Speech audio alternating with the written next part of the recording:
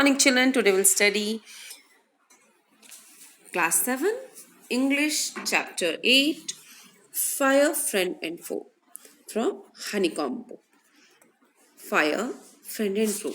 Fire क्या है? हमारा दोस्त भी है और an enemy भी है, दुश्मन भी है. So, now, before starting the chapter, we will read this. Okay. Fire is both useful and dangerous. Fire क्या है? यूजफुल भी है और खतरनाक भी है. What is fire? आग होता क्या है आखिर? How did we discover it? हमने इसकी खोज कैसे की? How do we control it? हम इसको कैसे कंट्रोल कर सकते हैं? Okay. Early man did not know what fire was, but he must have seen the damage it could cause.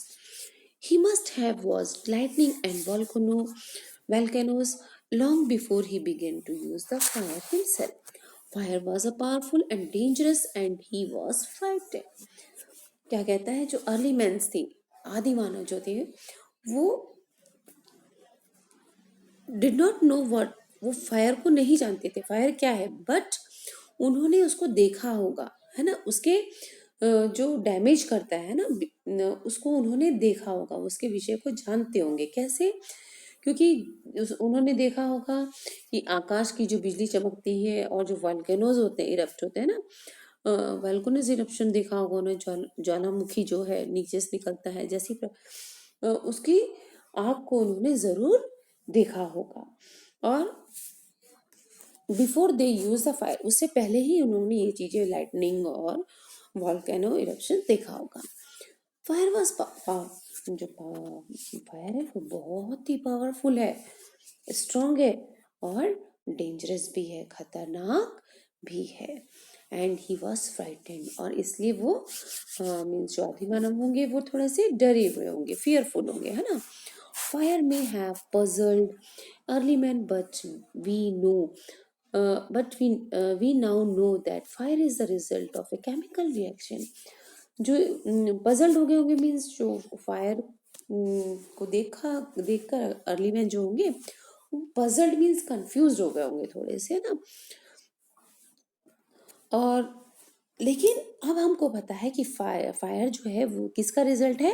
Chemical reaction का रिजल्ट है. केमिकल रिएक्शन की वजह से ये होता है ना, जिसको चेंज नहीं किया जाता है, नहीं किया जा सकता. That is called chemical reaction which can not be reversed. अपनी फिजिक्स, आपने अपनी साइंस में भी पढ़ा होगा इसको. केमिकल रिएक्शंस क्या होते हैं? Reactions which can not be reversed. Okay, that is called chemical reaction. तो इसकी वजह से आगे फायर होता है. When the oxygen is in the air combines with the carbon and the hydrogen in a fuel, a chemical reaction takes. जब क्या है, ऑक्सीजन, हवा में क्या है, ऑक्सीजन है, वो किससे जुड़ता है? कार्बन से, और हाइड्रोजन से मिलता है. और हाइड्रोजन इन अ फ्यूल में जो हाइड्रोजन है उससे मिलता है. इस एक केमिकल रिएक्शन होता है और उससे हम कहते हैं फायर. और जब फायर लगती है ना, ये किसके फॉर्म में होता है? एनर्जी के फॉर्म में होता है. किसके फॉर्म में होता है? आप देखते हैं कि ऑक्सीजन, ये एनर्जी के फॉर्म में निकलता है, और इसको हीट एंड लाइट, इस प्रोसेस में जब आग लगती है तो इस प्रोसेस में क्या होता है? हीट और लाइट दोनों निकलता है. किसके फॉर्म में? हीट एनर्जी और लाइट एनर्जी निकलती है ना, एनर्जी के फॉर्म में. That is what we call fire. इसी को हम क्या कहते हैं? आग कहते हैं, फायर कहते हैं. 3 things are needed to make. 3 चीजें चाहिए आग के लिए. क्या क्या चीजें चाहिए हम लोग को? फ्यूल चाहिए, ऑक्सीजन चाहिए एंड हीट चाहिए. फ्यूल मीन्स ईंधन, किसी को जलाएंगे, है ना, तभी तो होगा. ईंधन चाहिए, है ना, ईंधन, ऑक्सीजन चाहिए, हीट चाहिए, तभी आग जल सकती है. तो ये फ्यूल में कौन कौन सा हो सकता है? हम लकड़ी जलाते हैं, wood, coal, cooking gas, petrol are the some examples of fuel. ये कुछ एग्जाम्पल्स हैं फ्यूल के. आप लकड़ी जलाते हैं, कोयला जलाते हैं, आप लोग, हम लोग गैस जलाते हैं घर में, है ना, पेट्रोल है उसमें भी आग लग जाती है. ये सब क्या है? फ्यूल के एग्जाम्पल्स हैं। ये सब आपको आपके ऑब्जेक्टिव क्वेश्चंस में, फिलअप्स में, ट्रू फॉल्स किसी में भी आ सकता है, तो आपको ये सब चीज़ें याद रखनी होगी। Oxygen comes from the air, और ऑक्सीजन कहाँ से मिलता है? एयर से। That is why when you blow on the smouldering paper it often burst into a flame. कभी कभी हम क्या करते हैं, जब हम पेपर जलाते हैं वो भी क्या होता है, धीरे धीरे जब थोड़ी सी चिंगारी होती है, लेकिन चिंगारी में हवा लगती है तो क्या हो जाता है, जल ज़्यादा, it often burst into the flame, और वो फ्लेम का रूप ले लेता है ना। जब देखना हम लोग लकड़ी वगैरह जलाते हैं, वो धीरे धीरे लकड़ी नहीं चल पाती तो हम थोड़ा थोड़ा एयर ब्लो करते हैं तो क्या होता है, वो जलना शुरू हो जाती है। The third thing need to make fire is heat. सबसे पहले तो एक फ्यूल होना चाहिए, फिर हमारे पास आपके पास ऑक्सीजन होना चाहिए, फिर हमारे पास हीट होना चाहिए, तभी फायर पॉसिबल है।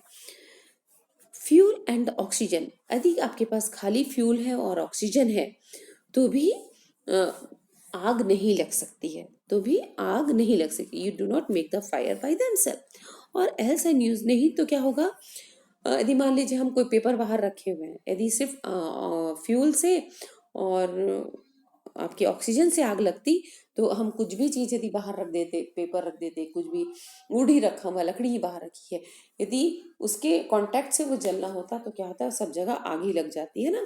पर ऐसा नहीं होता है, तो हमको यदि खाली हमारे पास फ्यूल है और ऑक्सीजन है तो आग नहीं लगेगी, लेकिन हमें आग के लिए ऑक्सीजन, फ्यूल एंड हीट की जरूरत होती है, हीट भी जरूरत है।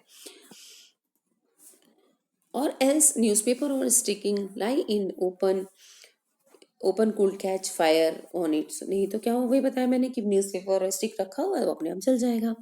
To burn a piece of paper और वुड, एक देखिए है ना, आग लगी हुई, इसको बुझा रहे हैं फायर ब्रिगेड वाले। We heat it up before the catch. जब हम किसी पेपर को जलाते हैं या लकड़ी को जलाते हैं, उससे पहले हम उसको गर्म करते हैं ना। यदि हम माचिस जला, देखो आप किसी चीज को भी जला रहे हो, घर में एक अगरबत्ती भी जला रहे हो, थोड़ा देर आप उसको आगे के ऊपर रखते हो तो वो हीट होता है। मैचिस स्टिक से जलाओ थोड़ा देर, वो पहले गर्म हो जाती है, फिर उसमें जल्दी से आग लग जाती है, तो उसमें आग हीट की जरूरत होती है, तभी उसमें आग लगेगी। We generally do it with a lighted matches. हम लोग किसे matches sticks versus lighted, lighted means burning है ना, बर्निंग मैच से हम लोग माचिस से करते हैं। Every fuel has a particular temperature. जो भी फ्यूल है, लकड़ी के भी एक तापमान होगा जिससे वो चलती है, पेपर का तापमान अलग होगा उसके जलने का, पेट्रोल का तापमान एक अलग होगा, एक पर्टिकुलर टेम्परेचर पे आके ही उसमें आग लगती है। This temperature is called flash. जिस टेम्परेचर, उस टेम्परेचर को हम कहते हैं फ्लैश पॉइंट। क्या कहते हैं? Flash point. ज्वलन है ना, ज्वलन या उसमें जिस लेवल पे इतना टेम्परेचर बढ़ जाएगा तो उसमें आग लग जाएगी, है ना। तो एक टेम्परेचर होता है, फिक्स टेम्परेचर होता है हर चीज का, तो that is called flash point. और किंडलिंग टेम्परेचर, या उसको कहते हैं किंडलिंग टेम्परेचर, बर्निंग, ठीक है। किंडलिंग मीन्स बर्निंग, तो किंडलिंग टेम्परेचर कहते हैं, okay, of a fuel. It is sometimes said that the fire is a good servant और बट अ बैड मास्टर। ये हमेशा कहा जाता है जो ये आग है, ये जो है हमारी गुड सर्वेंट है, बट एक बहुत ही खतरनाक या बैड, बुरी मास्टर है। It only means that the fire is very useful as long as we care. Fire तभी तक हमारे लिए यूजफुल है जब तक हम उसको अपने कंट्रोल में रखते हैं। For instance we use it to cook our food. Example के लिए इंस्टेंस मतलब example, okay. We use it to cook our food, warm our homes in winter and generate electricity। हमको किसके चाहिए फ्यूल, ये जो आपका है फायर वगैरह, खाना बनाने के लिए चाहिए, घरों को गर्म करने के लिए ठंडी के सीजन में, इलेक्ट्रिसिटी जनरेट करने के लिए। But on the other hand if the fire gets out of control it can be. यदि हम इन सब चीज़ों का, फायर का यूज रोज करते हैं, लेकिन यदि वो आउट ऑफ कंट्रोल हो जाए तो वो बहुत खतरनाक हो सकता है। Each year thousands of the homes and the shops are damaged by the fire. हर साल क्या होता है, हजारों घर हो, दुकानें हो, आग की चपेट में आ जाती हैं। Vast areas of the forest are also destroyed and hundreds of the people were killed और इंजर्ड। जो जंगल के जंगल भी क्या होते हैं, आग की चपेट में आ जाते हैं और बहुत भारी नुकसान होता है, बहुत से लोग मर जाते हैं, कुछ जख्मी हो जाते हैं। Okay, just as a 3 things are needed to start fire. सिर्फ हमें 3 चीज चाहिए हमको फायर को स्टार्ट करने के लिए। क्या क्या था आपका? Fuel, oxygen and heat. ठीक है, ये 3 चाहिए ना, मेन चीजें आपको याद रखना है। क्या क्या चीज चाहिए? Oxygen, heat and fuel. There are 3 main ways in which a fire can be put out. मतलब हम 3 तरीके और हैं जिससे हम फायर को बुझा भी सकते हैं। पुट आउट मीन्स बंद, बुझा देना। किस तरीके से? वो कौन सी 3 चीजें हैं जिससे हम पुट आउट मीन्स एक्सटिंग्विश या बुझाई गई है, बुझा सकते हैं। In each one of the 3 things need for the burning is taken away. इसमें से क्या होगा? जो चीजें पहला है, one of the 3 things need for burning is taken away. इसमें से जो हम बुझा सकते हैं तो वो क्या चीजें, 3 चीजें हम देखते हैं। फॉर एग्जाम्पल यहाँ दिया हुआ है, for example we can take away the fuel. सबसे पहले हम क्या कर सकते हैं? ईंधन जिसको हम जला रहे हैं। देखिए, आप घर में भी, आप लोगों के घर में किसी कहाँ गाँव वगैरह में देखा आपने, चूल्हे जलता है ना, चूल्हा जलता है। आपने एक लकड़ी डाली तो एक लकड़ी को जितना वुड इज फ्यूल है आपका, आप उसको जलाते हैं।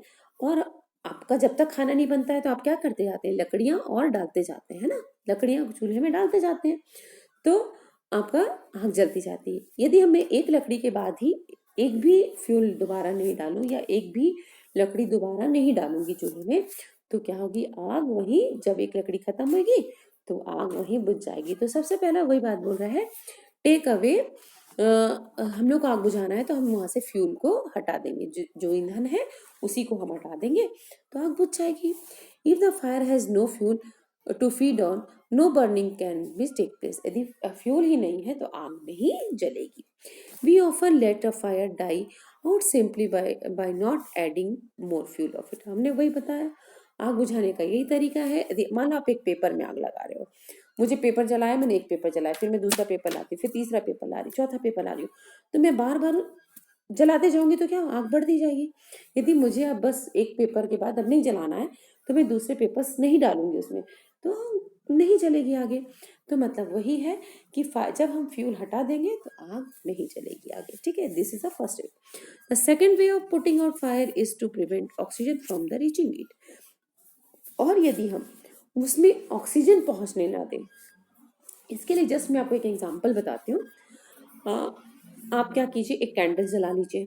ठीक है, आपने कैंडल जलाया, आप उसको जलने दीजिए। देखिए वो जलते रहेगा जब तक उसको तेज हवा नहीं आएगी, तब बुझेगा नहीं, लेकिन वो जल रहा है क्योंकि एयर में क्या है? ऑक्सीजन है, तो वो उसको हेल्प करेगा जलने के लिए। आप जैसे ही एक गिलास लेंगे और उस जलती हुई कैंडल के ऊपर डाल देंगे, थोड़ी देर के बाद वो थोड़ा जलेगी। जब तक उसके अंदर, ग्लास के अंदर एयर होगा तब तक वो कैंडल जलती हुई होगी।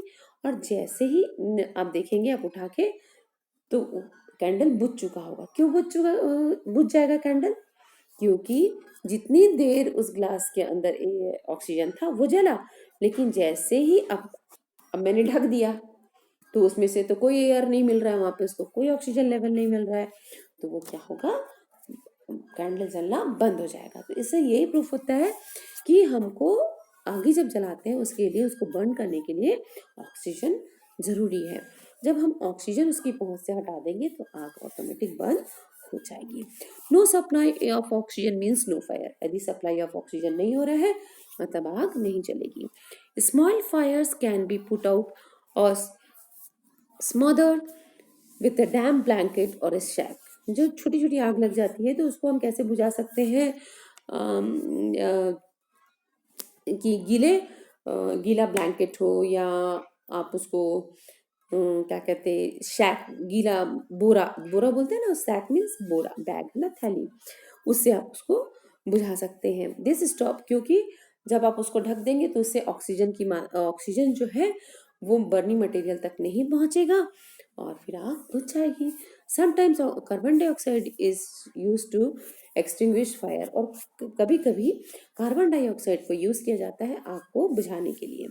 It does not allow oxygen to reach the burning material. जो कार्बन डाइऑक्साइड है वो बर्निंग मटेरियल के पास ऑक्सीजन पहुंचने नहीं देता है और आग बुझ जाती थी। ये सेकंड तरीका था। पहले क्या है, फ्यूल हटा दो, दूसरा तरीका है ऑक्सीजन मत मिलने दो, ये हो गया।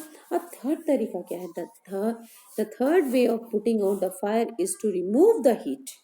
हम उसमें जो एड फ्यूल टू, ये आप इसका देखिए मीनिंग देख लीजिए यहाँ पे, इडम सही है, say or do something that makes people react or strongly fair. ये ना, ये सब मीनिंग्स आपको याद करने हैं। Smother mean suffocated, lack of air, है ना।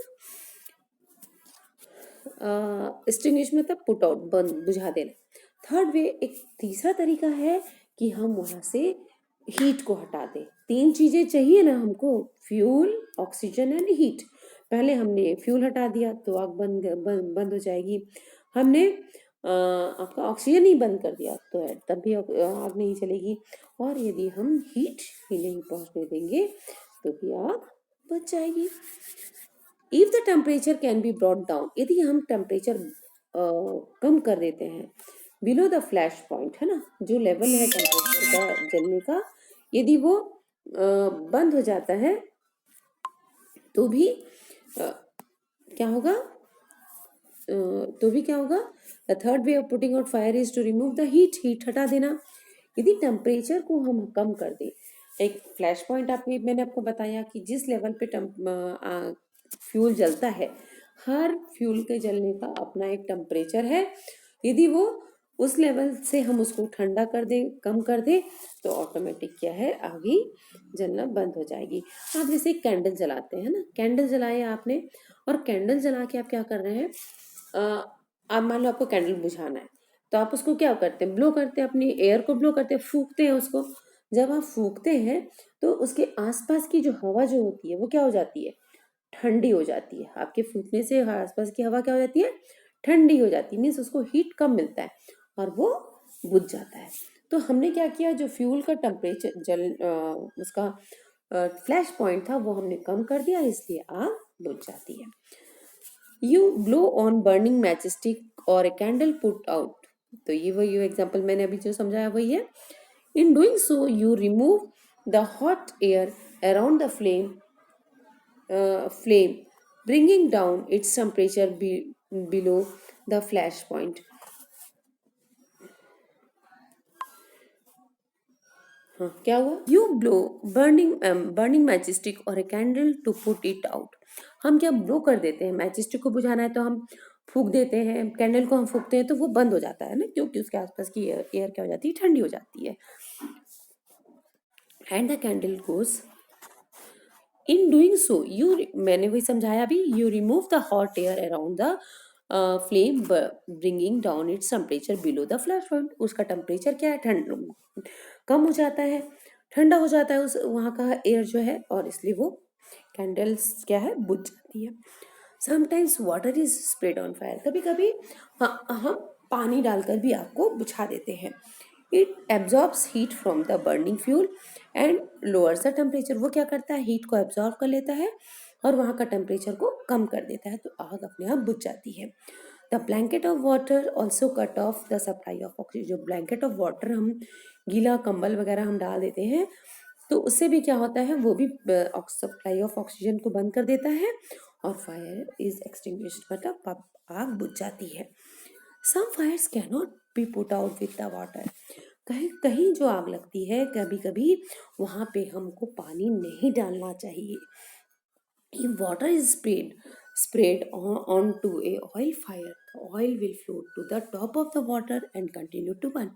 यदि मान लीजिए कहीं तेल में आग लग जाती है ना, कहीं तेल लगा है वहाँ पे आग लग गई, और हम वहाँ पे पानी डाल रहे हैं, तो पानी में क्या होता है, तेल क्या होता है, पानी के ऊपर फ्लोट करता है, वो पानी के ऊपर फ्लोट करता है और वो पानी के साथ क्या होगा, वो मूव कर जाएगा, लेकिन वो बुझेगा नहीं, वो पानी के ऊपर फ्लोट करते हुए और आगे की ओर फैल, क्योंकि पानी बहते जाएगा उसके साथ वो फ्लोट करेगा और आग बढ़ सकती है, लेकिन वो बुझेगा नहीं, वो कंटिन्यू जलता रहेगा। This can be very dangerous because water can flow quickly, ये बहुत खतरनाक हो सकता है क्योंकि वाटर जो है फ्लोट कर देता है, मूव करता है ना, फ्लो करता है। carrying the burning oil with it and spreading the fire. Water should not to be used on the fire caused by electric appliance. अब घर में जब इलेक्ट्रिक शॉक है ना, आग में देखो कभी कभी बिजली के उपकरणों से भी आग लग जाती है, इलेक्ट्रिक शॉर्ट सर्किट हो जाता है, वहां पे आग लग जाती है। तो उस जगह पे भी हमको क्या है, पानी नहीं डालना चाहिए, क्योंकि हम जो वहाँ पर बिजली के कारण आग लगती है, वहां पे क्या हो जाता है कि यदि हम पानी डालते हैं तो हमको क्या हो सकता है, इलेक्ट्रिक शॉक लग सकता है ना, इससे हम मर भी सकते हैं। तो वहां पर भी जब इलेक्ट्रिक अप्लायंस पे इलेक्ट्रिसिटी के कारण यदि किसी आग लगती है तो हमें वहां पर पानी स्प्रे नहीं करना चाहिए, ये क्योंकि उससे इलेक्ट्रिक शॉक लग सकता है। ये सब आपको ध्यान रखना चाहिए। और carbon dioxide extinguisher is best thing to fight an electric fire. Electric fire जब लगती है, बिजली की आग जो शॉर्ट सर्किट वगैरह के कारण, तो वहां पे कार्बन डाइऑक्साइड का यूज किया जाता है आग बुझाने के लिए। We spend millions of rupees each year in the fighting fires. We we spend more trying to find new ways of preventing fires or from happening and getting out of control. हमने इसमें हम millions of rupees, बहुत बहुत पैसे हम खर्च करते हैं ताकि हम जो किसी आग से लड़ने के लिए हम बहुत सारे पैसे इसमें खर्च करते हैं, और वी स्पेंड मोर ट्राइंग, और हम ट्राई कर रहे हैं कि हम नए नए तरीके आग बुझाने के, प्रिवेंटिंग फायर्स फ्रॉम द हैप, और उसको कंट्रोल करने के लिए हम यूज करें। ठीक है, प्रिवेंटिंग मीन्स स्टॉपिंग, रोकने के लिए। On the whole, we have learned rather well to control fire and put it to good use in our daily life. इससे और है कि हमने बहुत अच्छा यूज उसका सीख लिया है कि किस तरीके, और अच्छा यूज कंट्रोल करने का फायर को सीखा है, और हम उसको डेली अपनी लाइफ में यूज कर रहे हैं। आप फायर का यूज हम करते हैं अपनी डेली लाइफ में। Long ago there were no fireman. पहले जो थे, बहुत सालों पहले फायरमैन वगैरह नहीं हुए, फायरमैन जो आगे से लड़ते, फायरमैन नहीं हुआ करते थे। व्हेन फायर ब्रोक आउट, जब आग लगती थी, और everybody became a fire fighter. जो हर गांव का व्यक्ति हो या शहर में व्यक्ति हो, सभी लोग फायर फाइटर बन जाते थे। फायर फाइटर मीन्स आप क्या बोल सकते हैं, जो आग बुझाने में, a person train to put out a fire, जो व्यक्ति ट्रेंड है आग को बुझाने में, that is called fire fighter. तो सभी लोग फायर फाइटर बन जाते थे। पीपल फ्रॉम ह्यूमन चेन्स, मान लो किसी गांव में किसी किसी घर में आग लगी, तो वो लोग क्या करते थे, वहां गांव वाले भी सब इकट्ठा होकर क्या करेंगे, एक ह्यूमन चेन, एक लंबा चेन बना लेते थे। जहां आग लगी वहां एक आदमी खड़ा, उसके एक लाइन पीछे पीछे खड़े होके, वहां तक जहां तक कुआं है, जहां पर कहाँ तक है पानी, जहां से उनको लाना है, पाउंड के पास, तालाब के पास जहाँ पे कुआं है, वहां तक लोग खड़े हो जाते थे, और वहां से एक बकेट पानी देते जाते थे, आगे आगे करते जाते थे, और आग को बुझाने की कोशिश करते थे वो लोग। ब्लेज मीन्स आप बोल सकते हैं टू द ब्लेज मतलब वो जगह जहाँ फायर फ्लेम, जहाँ पर आग लगी है ना, आग की लपटें जहाँ पर, दैट इज कॉल्ड ब्लेज। तो उस जगह तक वो लोग पानी डालते जाते हैं। आप इस पिक्चर में आपकी बुक में ही दिया हुआ है, इस तरीके से वो लोग, देखिए चेन, ह्यूमन चेन बना हुआ है, और इस तरह से वो आगे बुझाते थे। ठीक है, now there are laws about building construction which ensure that the space is left between buildings to reduce the fire risk. आज एक मतलब अभी एक लॉ बने हुए हैं कि जैसे दो बिल्डिंग है, उसके बीच में क्या होना चाहिए, गैप होना चाहिए, साथ में सटी हुई बिल्डिंगें नहीं होनी चाहिए। दो बिल्डिंगों के बीच में हमेशा गैप होना चाहिए, ताकि ये जो फायर रिस्क है वो कम हो सके। Every new building, specially a public place, must ensure observance of the fire prevention norms. हर जो न्यू बिल्डिंग बन रही है या पब्लिक प्लेस हो, जैसे हमारे स्कूल्स वगैरह में भी है, यहाँ पर क्या है, आज सभी के पास है इन इमारतों में, क्या मतलब इसमें क्या है, जो भी नियम है, किसके, फायर नॉर्म्स जो भी है, फायर फाइटर, तो ये नॉर्म्स होना ज़रूरी है उनके पास सर्टिफिकेट भी होना चाहिए कि उनके पास सारे फायर, यदि आग वाग लगती है तो उनके पास सारी सुविधाएं मौजूद है फायर सेफ्टी की, है ना। तो ये ज़रूरी, उनके पास वो उपाय कर सकते हैं रोकने के लिए, कुछ उपाय कर सकते हैं। ऐसा उनके पास सर्टिफिकेट्स वगैरह भी होने चाहिए ताकि खतरा कम हो सके, है ना। Bands of firefighting workers with special equipment known as fire brigades. आपको पता है फायर ब्रिगेड्स की गाड़ी आती है रेड कलर की, आपने देखी होगी। तो इसको भी देखिएगा, bands, bands mean group of, group, bands mean group, group of fire fighting. जितने आदमी उसमें वर्कर्स रहते हैं उनके पास बहुत सारे इक्विपमेंट्स होते हैं, बड़ी बड़ी पाइपें आपने देखी होंगी, पानी उसमें रहता है, तो उनके पास सब कुछ मौजूद होता है, इलेक्ट्रिसिटी से अलग, है ना, जहाँ पानी से बुझानी आग पानी, तो उनके पास सारी चीज़ें मौजूद होती है, इक्विपमेंट्स, और उन्हें हम कहते हैं fire brigades. Okay, are the, ये फायर, कहीं भी कभी बड़ी बड़ी इंडस्ट्रीज कहीं आग लगती है तो किसको बुलाया जाता है, फायर ब्रिगेड्स को बुलाया जाता है, तब वो आके आग बुझा देते हैं। Fire fighters are highly train people, जो फायर फाइटर्स हैं उनको स्पेशल ट्रेनिंग दी जाती है इन सब चीज़ों के लिए। दे पॉसेस मैनी स्किल्स, उनके पास बहुत सारे हुनर वगैरह होते हैं, स्किल्स होते हैं।